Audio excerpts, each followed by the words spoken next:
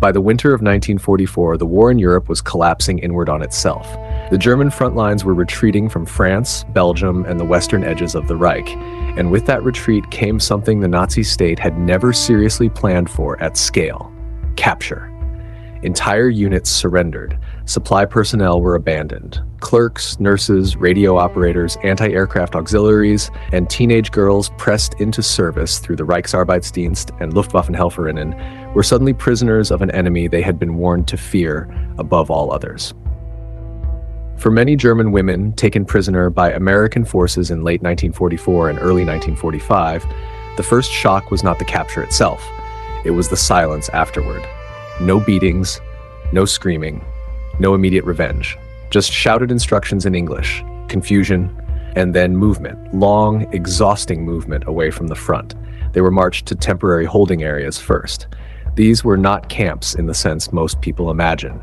They were improvised enclosures, abandoned farms, schoolyards, factories with shattered windows, open fields fenced with barbed wire.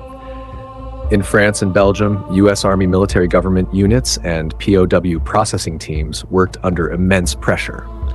Tens of thousands of prisoners were arriving daily. Food was short. Shelter was worse. Winter had come early, and the ground was hard and wet. The women were separated from male prisoners quickly, often within hours. This was not a moral decision as much as a logistical one. U.S. Army regulations required segregation where possible, and commanders were keenly aware of the discipline problems that mixed compounds could cause. German female prisoners were therefore placed together, sometimes in requisitioned buildings, sometimes in canvas tents, sometimes in long wooden barracks hastily assembled by engineer units. It was in one of these compounds, according to multiple post-war accounts and U.S. military reports, that a small but telling incident occurred, an incident that many of the women would later remember more clearly than the moment of their capture. The barracks were bare. Wooden floors, wooden benches, no padding, no backs. The women had been marching or transported for hours, sometimes days. Many were undernourished. Some were still wearing thin service skirts or ill-fitting coats never meant for winter duty. When they were finally ordered to sit, the relief lasted only minutes. Then the pain began. The benches were rough, unfinished planks nailed to simple frames. After days of movement, cold exposure, and dehydration, sitting down did not bring comfort. It made things worse. The pressure on hips and tailbones was sharp. Some women shifted constantly. Others stood back up, preferring to remain on their feet rather than endure the ache. A few laughed quietly at first, the kind of laughter that comes when exhaustion strips away embarrassment. Then someone said it out loud, in German, "Sitzen tut weh." Sitting hurts. At first, the Americans did not understand. The guards were mostly young men, infantry replacements, rear area troops, MPs, many of them no older than the prisoners themselves. Their German was limited to a few commands. But discomfort is universal. The shifting, the grimacing, the way women rose, sat again, then stood once more. One guard motioned, asking through gestures what the problem was. A German woman, likely a former clerical worker attached to an anti-aircraft unit, pointed to the bench, then to her lower back and hips. She mimed pain. Another repeated the phrase slowly, carefully. Sitting hurts. The guard frowned. He looked at the bench. He pressed his own hand against the wood, testing it. He nodded, not fully understanding the words but grasping the meaning. He walked away without comment. The women did not expect anything to happen next. They had been raised on years of propaganda. American soldiers, they were told, were brutal, vengeful, undisciplined. Capture by them meant humiliation at best, violence at worst. Complaints, especially from prisoners, were pointless. In the German system, weakness was punished. Discomfort was irrelevant. Orders were absolute. So when the guard returned an hour later, not alone, but with two others, carrying something unexpected, the reaction inside the barracks was silence. They brought blankets, not confiscated German blankets, but U.S. Army issue, olive drab, coarse but clean. They were folded and placed over the benches one by one. In some sections, straw was added underneath, scavenged from nearby farms. In others, boards were adjusted, smoothed down, or replaced entirely. No speeches were given, no explanation. The guards simply worked, then stepped back. One of them gestured. Sit. The women hesitated. Then one sat down, slowly, carefully. Her shoulders dropped. The pain did not vanish, but it dulled. Others followed. The bench was still hard, the cold still crept in from the floor. But the difference was unmistakable. This was not kindness in the way stories often frame kindness.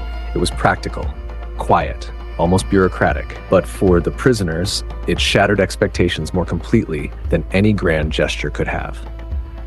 Over the following weeks, similar moments accumulated. At several US-run female POW compounds in France and later in southern Germany, reports describe American guards arranging additional clothing when supplies allowed. Oversized field jackets were issued, gloves appeared. In one case recorded by a US Army nurse attached to a processing camp near Reims, women suffering from severe foot pain were allowed to remove their boots during rest periods, something almost unthinkable under German military discipline. Medical inspections followed US Army procedure, not German ideology. Lice were treated methodically. Frostbite was taken seriously. Menstrual needs, rarely discussed in official documents but mentioned in memoirs, were awkwardly but practically addressed, often through Red Cross supplies or improvised solutions. There was embarrassment on both sides, but also a sense that these problems were not punishments, just realities. The women noticed something else too.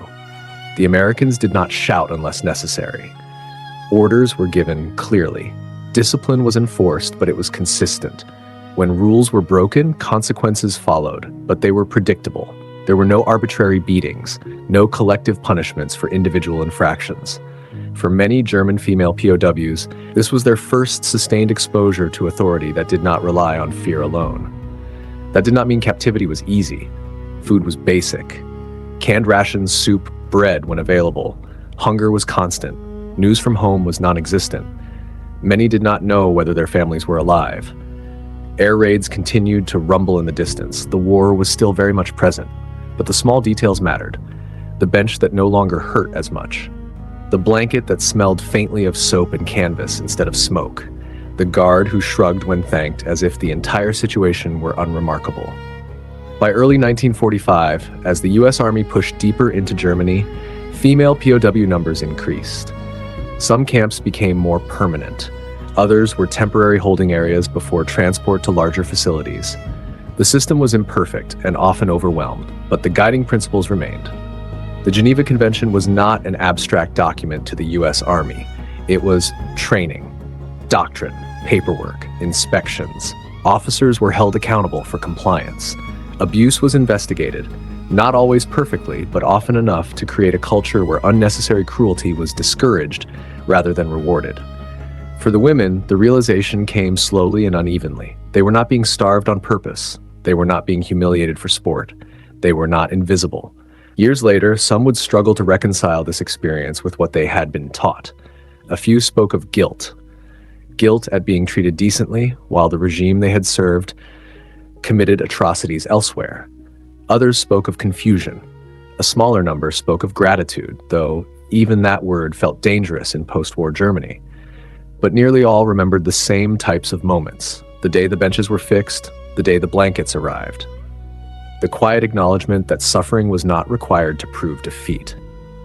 In the vast scale of World War II, these details barely register. No battles were won because of a padded bench. No campaigns turned because a guard listened instead of ignoring a complaint.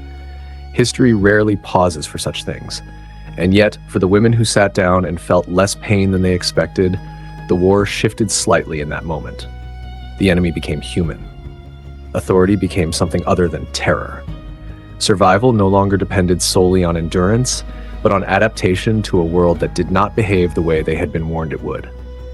After the war, many of these women disappeared back into civilian life. Some rebuilt, some struggled, some never spoke of their time as prisoners at all. But in letters, diaries, and interviews collected decades later, the same sentence appears again and again, sometimes quoted, sometimes paraphrased. We thought it would be worse. Sometimes history is shaped not by what happens, but by what does not. No punishment followed the complaint. No retaliation came. Only a blanket, a repaired bench, and the quiet understanding that even in war, pain did not have to be the point. If you found this story worth remembering, consider subscribing so these moments aren't lost to time. Like the video to help it reach more people, and comment below where you're watching from.